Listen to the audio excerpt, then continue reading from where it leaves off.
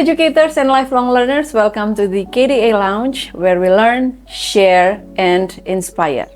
Saya Miss Pascalina dan hari ini adalah episode yang kelima dari the KDA Lounge. And today I'm with two teachers. Hari ini saya bersama dengan dua orang guru yang akan sharing bersama dengan kita hari ini dan saya akan menyapa.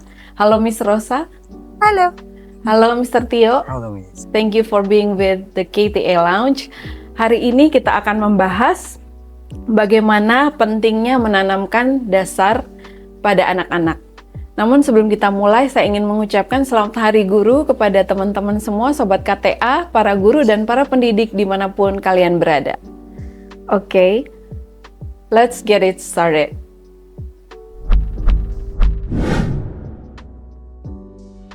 Miss Rosa, boleh memperkenalkan diri? Dan bagaimana perjalanan Miss Rosa sebagai seorang guru atau pendidik? Oke, halo, nama saya Rosa. Sehari-hari saya bertugas di Kinderstation Jakal. Ya. Kinderstation Jakal merupakan sebuah sekolah selevel TK dan preschool, Miss, gitu. Jadi setiap hari saya bermain bersama anak-anak usia sekitar 1,5 sampai 6 tahun. Oke. Kalau berbicara tentang pengalaman mengajar, sebetulnya ini yang pertama kali untuk saya sebagai seorang guru TK. Meskipun ada beberapa pengalaman mengajar sebelumnya, tapi being kindergarten teachers, this is my first time. Yes. Oke. Kalau Mr. Tio gimana? Iya baik, kalau untuk saya sudah mengawali mengajar di sekolah luar ya di Solo, and then finally I joined with Kinderstation dan saat ini saya menjadi homeroom teacher di kelas 5. Oke, kalau Miss Rosa juga homeroom teacher? Saya homeroom teacher. Untuk kelas untuk berapa? Caterpillar class, selevel TK Miss, jadi usia 4 sampai 5 tahun. Oke. Baik, Miss Rosa dan Mr. Tio, hari ini kan tema kita adalah Early Foundations, Lifelong Impact. Jadi kita berbicara tentang bagaimana menanamkan dasar-dasar kepada anak-anak didik kita. Nah kebetulan ini kan dekat dengan Hari Guru ya. Tuh. Maka kami mengundang Mr. Tio dan juga Miss Rosa untuk berbagi inspirasi dengan Sobat KTA dimanapun berada. Baik, apa saja hal-hal mendasar yang menurut Miss Rosa dan Mr. Tio harus ditanamkan kepada anak-anak didik kita? Mungkin mulai dari Mr. Tio dulu. Baik, untuk level primary, kebiasaan anak bisa kita mulai dari kedisiplinan saat mereka masuk ke kelas. Dan kita juga memberikan role model kepada siswa, agar siswa juga langsung bisa mengikuti apa yang kita kerjakan. Berarti disiplin ya, Betul. Mr. Tio ya. Kalau dari guru TK nih? A little bit more complex I think ya. Karena sifatnya fondasi ya kalau di TK. Jadi segala aspek skills yang anak-anak harus punya untuk nanti menuju ke primary level, kami kami tanamkan semuanya. Biasanya dimulai dari confidence dulu, communication skills dulu, karena bermula dari communication skills nanti akan berpengaruh ke skill yang lain, motoriknya, emosionalnya, social skillsnya. Jadi banyak hal mendasar yang memang harus kami jamah ya istilahnya kalau di TK. Sifatnya holistik karena nanti harus prepare anak-anak untuk ke level selanjutnya sih. Tentunya nggak mudah ya Miss ya? Suka dukanya gimana? Boleh share ke Sobat KTA nggak nih? Suka dukanya, banyak sukanya sebetulnya. Meskipun ini pengalaman pertama, awalnya menurut saya memang mengajar di level TK dan preschool itu memang yang paling susah menurut saya, karena saya sudah pernah melewati di level SD, bahkan sampai ke university. Tapi menurut saya yang paling challenging memang ini ya, karena kan kita berhubungan dengan anak usia dini, dengan mood yang bisa berubah in a blink of an eye. They can be happy and then after that they can be so sad and mellow and else. Jadi memang dituntut harus konsisten, terus memang harus sabar, dan kita harus anak-anak harus trust dulu sama kita. Itu yang paling mungkin paling challenging ya kalau di TK. Kalau dari Mr. Tio Gimana nih challenge-nya sebagai guru SD? Ya, kalau untuk challenge di SD sendiri memang both aspek academic and behavior ya, Miss. Jadi memang building characters is not easy, right? So setiap hari anak-anak berdinamika dengan input yang mereka dapat dari luar sekolah dan kita kembali harus mengingatkan bahwa this is good, this is not good, seperti itu. Jadi dua aspek akademik dan behavior itu harus sama-sama kita kita berikan boundaries yang jelas bahwa ini betul, ini yang tidak betul. Cara kita merimain pun tidak langsung serta-merta harus strict ya, tapi kita coba untuk mendekati students juga, kita gali, kita explore what the students need, dan setelah kita tahu problemnya apa, kita bisa masuk ke treatment yang sesuai. Betul. Menurut Miss Rosa dan Mr. Tio ini, kenapa sih penting kita sebagai guru atau pendidik menanamkan fondasi-fondasi ini sejak awal? Untuk jangka panjangnya gimana? Sangat-sangat penting ya, karena memang banyak hal yang harus mereka hadapi di luar dan mereka harus bisa stand up for themselves dalam segala aspek, saya rasa ya. Jadi tidak hanya mungkin di SD nanti kognitif lebih banyak dijamah di sisi itu, tapi paling tidak ketika sebelum masuk ke skills itu untuk diasah hal-hal yang lain yang sifatnya lebih mendasar, saya pikir ya. Itu memang harus ditanamkan lebih dulu. Berawal dari komunikasi dulu, hal paling utama. Jadi bagaimana caranya to say what you want, to say no in a verbal form gitu. Jadi banyak anak yang datang dengan menangis kan. Jadi kita usahakan bagaimana caranya memberitahu mereka bahwa komunikasi itu adalah berbicara dua arah. You say something and then others will understand what you want. Itu pun tidak mudah ya saya rasa. Jadi berawal dari komunikasi dulu, nanti lama-lama akan tumbuh confidence-nya, lama-lama social skills-nya menjadi berkembang. Kemudian nanti baru bisa, setelah social skills nanti emotionalnya bagaimana, terus kemudian masuk ke motoriknya, gross motor and fine motor, banyak sekali. Jadi itu nanti supaya Mr. Tio dan teman-teman di primary tidak begitu kesulitan. Jadi tugas kami di TK untuk menanamkan hal-hal yang sifatnya fondasi ya. Gitu. Sangat penting jadinya. Jadi perbedaan di sini antara level TK sama SD gimana menurut Mr. Tio? Pandangan Mr. Tio? Iya. Kalau perbedaannya mungkin di SD akan lebih kita maksimalkan lagi ya, Miss, passion dan juga talent siswa, dan juga kita memfasilitasi kebutuhan dan minat anak sesuai dengan kurikulum yang kita miliki, yaitu IPC. Dan I'm being lucky here because the schools not only provide the education but also the school equips the students with the practical life for their future. Jadi kita tidak akan selalu bersama dengan siswa, tetapi kita akan melepas mereka dengan banyak sekali value yang sudah kita tebarkan di sini. Harapannya ketika kita sudah memberikan practical life yang sudah dimulai dari TK tadi akan dapat mereka kembangkan dan maksimalkan di masa depan. Iya. Salah satunya lewat SD ya. Betul. Oke. Baik, untuk strategi, kebiasaan, rutinitas seperti apa nih kalau dari teman-teman di TK dan SD? Rutinitas memang harus dikenalkan dari sejak dini ya, karena memang I'm really sorry to say this, tapi memang anak-anak datang dari latar belakang keluarga yang berbeda, dengan berbeda kebiasaan, dengan berbeda value. Tapi paling tidak di sekolah kita ada standar yang harus anak-anak achieve, right? Bagaimana cara how to take turn, how to wash hand independently, properly, hal-hal seperti itu. Jadi memang kalau di usia dini kuncinya adalah konsistensi. Memang harus selalu diulang kembali seperti itu.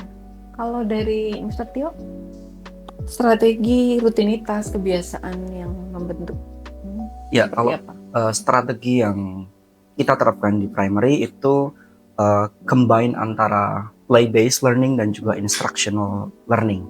Jadi kita tidak menuju ke akademik, ke knowledge saja, tapi kita mulai dari play-based learning in the beginning of the activity, and then after that kita do reflection from the game, what is the material you get, and then kita terapkan atau kita hubungkan dengan topik yang sedang kita bicarakan.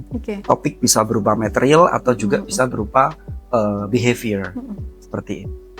Kalau menurut Miss Rosa dan Mr. Tio, adakah hal-hal kecil yang kalau kita tidak biasakan dari sekarang, dampaknya akan besar? Mungkin bisa diceritakan, di-share ke Sobat KTA. Sesuatu yang sifatnya sebetulnya easy to do ya. Tapi seperti saya katakan tadi bahwa anak-anak datang dari berbagai macam background, value, keluarga juga masing-masing ada value. Sesederhana untuk take turn saja, to be patient, to wait, itu pun juga saya rasa hal yang paling memang anak-anak harus ini ya, harus berusaha untuk bisa, karena memang pertama fokus mereka masih pendek. Jadi ketika harus waiting, it's a big deal for them gitu. Tapi hal ini akan berdampak besar untuk banyak hal yang lain, terutama untuk social skills-nya mereka dan emotional di sekolah, karena just a matter of taking turn itu nanti bisa dampaknya kemana-mana. Jadi biasanya yang pertama bermulai dari komunikasi tadi itu dulu, kemudian yang pertama adalah rules yang jelas di kelas seperti itu. Jadi memang hal sederhana untuk wait itu yang saya rasa nomor satu untuk anak-anak harus pahami. Kalau dari SD gimana, Mr. Tio? Ya, kalau di primary anak-anak masih belajar ya, Miss ya, untuk apologizing dan juga appreciating gitu. Jadi instead of mereka langsung mengakui bahwa oh ini this is mistake, itu prosesnya sangat berat dan guru sangat ter-challenge untuk intervensi ke problem yang mungkin terjadi di antara dua pihak atau lebih ya. Jadi memang apologize is a very simple but the value inside is deep. Bagaimana kita mengakui kesalahan, berbesar hati. Yes, berbesar hati, dan juga di kondisi yang lain ketika ada teman atau pihak lain berprestasi begitu, kita juga harus, in a Japanese we call it legowo, right? Yes. By saying appreciation, something like that, good job or congratulations, something like that. Jadi itu tantangannya, Miss. Siap, baik. Selain itu mungkin bisa rasa, selain dari waiting, being patient, ada lagi tidak? Sangat banyak ya, Miss, sebetulnya ya. Karena memang sifatnya fondasi dan holistik ya. Kalau anak kecil itu, anak-anak usia dini memang banyak sekali hal yang memang harus disentuh begitu ya. Mungkin minta maaf juga salah satu hal yang yes, itu juga agak-agak mungkin like sesuatu yang berat dilakukan karena anak-anak kadang egonya masih tinggi. It's not me, it's him, it's her gitu ya. Jadi mungkin minta maaf juga menjadi salah satu hal yang harus ini dulu sebelum bisa memaafkan, harus bisa minta maaf dulu. Iya. Oke. Baik. Sama. Rosa dan Mr. Tio. Baik. Ada pernah mengalami suatu momen yang nggak terlupakan nggak, Mr. Tio, Miss Rosa? Terutama dalam menanam fondasi ini sih. Ada pengalaman yang berkesan atau unforgettable? Oke. Bagi saya mungkin ini, Miss. Improvement siswa di term 1 dan term 2 tahun ini.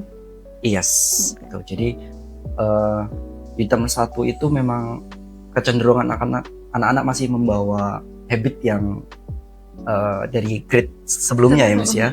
Jadi memang sudah bagus sebetulnya, cuma kita harus mengingatkan kembali. Cuma kalau misalnya kita tidak konsisten seperti yang Miss Rosa bilang tadi, memang anak-anak cenderung untuk kembali ke kebiasaan yang lama seperti itu. Dan ketika kami atau guru sudah mengingatkan dan itu berdampak, improvementnya itu sangat bagus, itu membuat kami merasa oh berarti memang apa yang kita lakukan itu ya betul sudah sesuai dengan ketentuan atau polisi dari sekolah, yaitu membentuk karakter step by step seperti itu. Dari Miss Rosa? Sesuatu pengalaman, sebetulnya semuanya tidak terlupakan sih, Miss. Karena tidak hanya dalam proses ya, dalam proses setiap perkembangan kecil yang anak-anak perlihatkan itu sungguh sangat membanggakan buat kami, buat saya secara pribadi yang tadinya masih pipis di kelas terus tiba-tiba bisa angkat tangan dan bilang, Miss, I want to go to the toilet. It's like a big achievement for us gitu.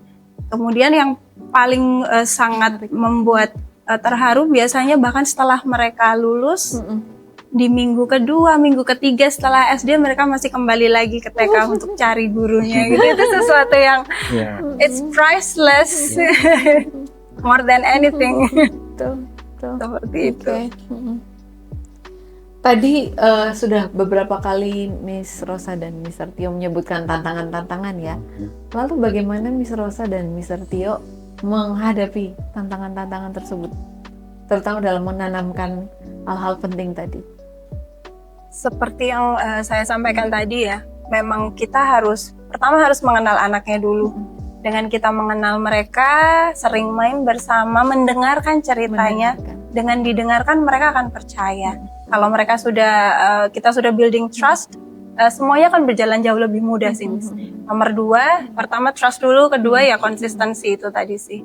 Gitu terlepas dengan nanti akan ada ups and down dengan berbagai macam istilahnya seperti mereka tidak selalu datang dalam emosi yang bagus, dalam mood yang bagus. Ada latar belakang yang lain itu nanti how important the communication between teachers and parents akan ada di situ juga. Tapi dari kami biasanya ya mengenal anak dulu, ajak komunikasi dulu sampai mereka percaya, terus kemudian jalankan secara konsisten. Seperti itu. Dari Mr. Tio? Ya, kalau dari saya by discovering the students' need, ya. Jadi bisa kita mulai dari menggali data dari guru sebelumnya atau juga dari orang tua. Jadi guru tidak hanya memiliki point of view sebagai guru, tetapi juga mempertimbangkan point of view dari teacher sebelumnya dan juga orang tua. Dan kita kombinasikan, setelah itu kita simpulkan ini adalah solusi terbaik untuk anak saat itu. Karena anak-anak itu kan dinamis ya, Miss. Jadi problem yang sekarang belum tentu terjadi di waktu yang lalu dan sebaliknya. Jadi memang kita harus keep updating the students' need itu tadi by exploring the students' problem. Pernah mengalami pengalaman yang paling challenging seperti apa, Mister Tio? Ya, kalau di sini pernah. Jadi memang ketika teachers berusaha untuk mengintervene students in a very happy way, ya, but the students masih masih bilang block her mind, block himself to say sorry and then to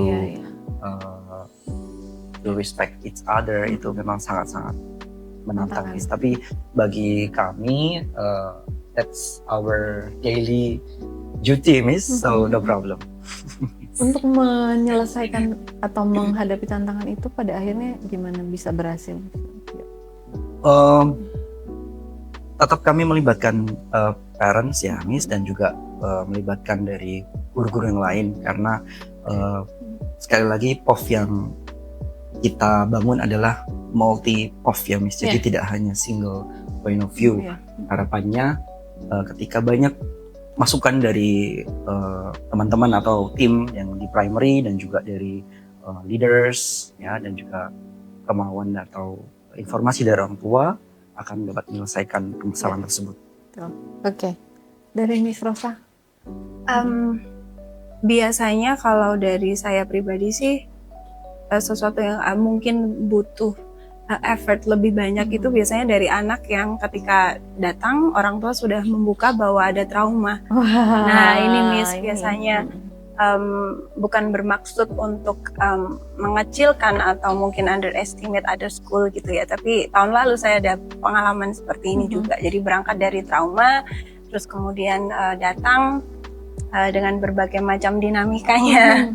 Memang lagi-lagi parents yang terbuka itu akan menjadi sangat-sangat penting dan sangat penting dan akan sangat membantu kami untuk masuk ke anak tersebut sih dan berakhir happy ending dengan intense communication, treatment yang konsisten tadi itu.